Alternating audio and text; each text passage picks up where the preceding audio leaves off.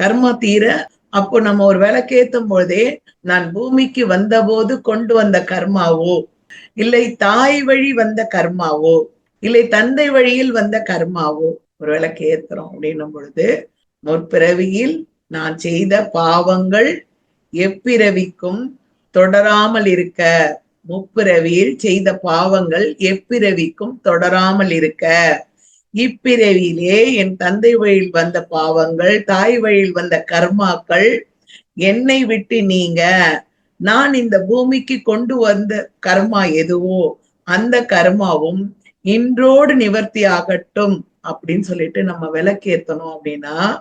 அப்போ அந்த விளக்குக்கு என்ன ஆயிடுச்சு, நமக்கு சக்தி அதிகமா கொடுத்த மாதிரி ஆயிடுச்சு. வாசல்ல விளக்கேத்துறோம், கேட்ல விளக்கேத்துறோம், அப்புறம் உள்ள துளசி மாடத்துல விளக்கேத்துறோம், வீட்டுக்குள்ள விளக்கேத்துறோம். அப்போ இந்த விளக்கேத்தும் பொழுது இந்த மாதிரி நம்ம வார்த்தைகள் சக்தி உள்ளதா